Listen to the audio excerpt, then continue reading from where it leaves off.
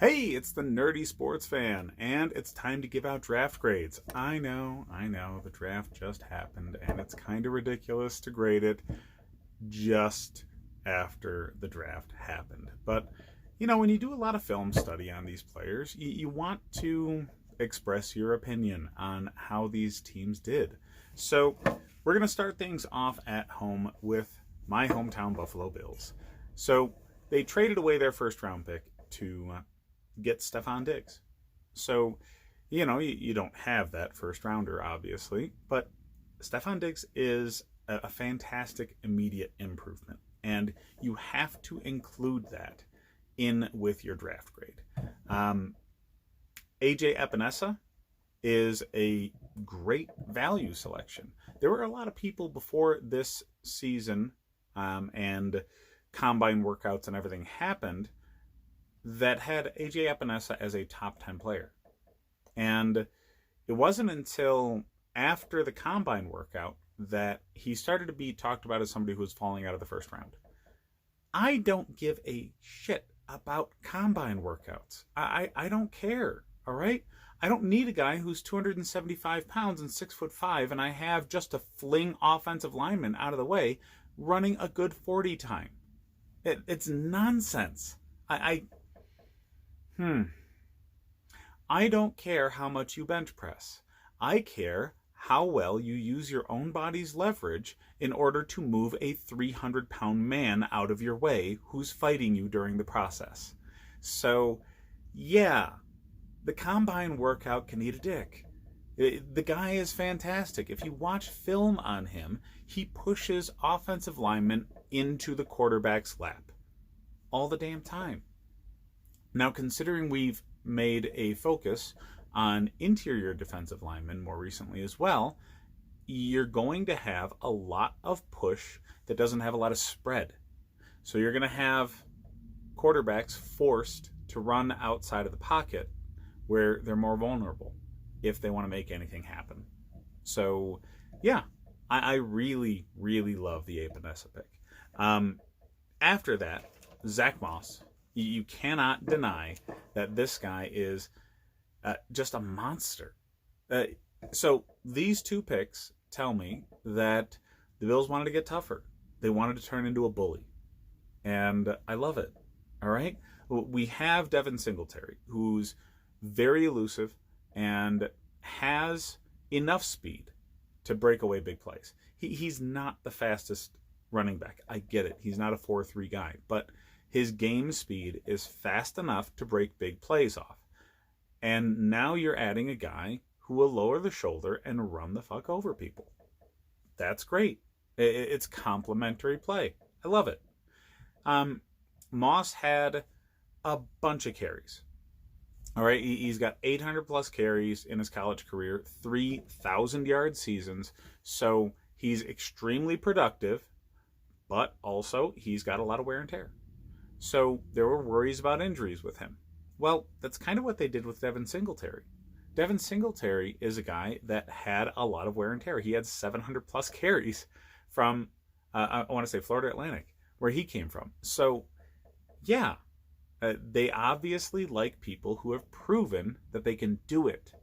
So if you have a philosophy and it's working, why are you going to move away from it? So I don't have a problem with Zach Moss having a lot of carries already. Mostly because running backs rarely make it to a second contract anyway. So just go with a guy you know is going to work. Now, after that, it gets kind of dicey. They select a wide receiver who's big and known as a go up and get it guy. Well, it's like the only route he's ever run. So it's going to take a while for him to develop into an NFL talent. He better be good as a gunner because he's not going to make it on the field. Now, then you have Jake Fromm.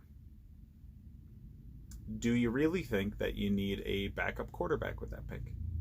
Because personally, these last two picks, the receiver, Shelby Gabriel Davis, and Jake Fromm, I feel were luxuries and people that I wouldn't expect to even make the damn team. So why not add a defensive back? Why not add a linebacker who will be able to contribute on special teams and fill a need on the roster? I'm really questioning both of those picks. So further down, we ended up getting Tyler Bass, and this makes sense to me. I'm not really high on drafting kickers at that point in the draft, but when your kicker cannot make anything past 50 yards, you get the guy with the biggest leg in college football. It makes sense. And do I like Stephen Hauschka? Absolutely. You know, a couple of seasons ago, he was absolutely fantastic, but all last year, he couldn't make anything long, and his kickoffs were pretty well crap. So you get somebody like Tyler Bass who can boom it out of the back of the end zone and is making 70-yard field goals in practice. Sure, he's probably got some accuracy things that he has to work on, but if you can keep him on the roster and you can employ him and let him just kick field goals all goddamn day, you can't tell me he's not going to be able to improve his accuracy. So I have no problem with that. And later on with Isaiah Hodgins and Dane Johnson, I think that both of them show potential on their film, and these are guys that are going to fill your special teams and maybe at some point make the roster. So some good, some bad, some indifferent. I give it a B. I love my Bills. I really do. But I don't want to look at this through rose-colored glasses. I know that they have a roster that's going to be difficult to make. They've stacked it pretty well.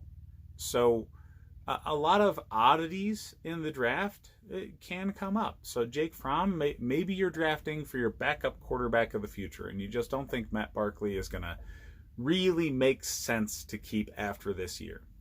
Okay. Maybe you're just really looking to push Stephen Hauschka out the door because he's one of the highest paid kickers in the league and he can't make a 50-yard field goal. Okay. But, yeah, I feel like those weren't the things that were killing us in the playoffs. They weren't. Scoring points was, so we really, really need just Josh Allen to develop. But I feel like if we had maybe one or two better plays on special teams, one or two better plays when they had 4 or 5 wide receivers on the field and were marching down the field on us, that could have also made a difference as well. So backup quarterback really wouldn't have come into play in that game. Well, that's what I have. Again, I'm giving the Bills a solid B, but yeah, I'm not enamored with it. I love the top 2 picks. The bottom picks make sense to fill out the special teams. The kicker, the 3rd round wide receiver, and the backup quarterback had me scratching my head a bit. So I normally love Brandon Beane, but in this one, I have to call some things into question. Hit me up in the comments. Let me know what you feel about it, and check out the rest of my videos because I'm grading every single team in the league. Thanks, guys.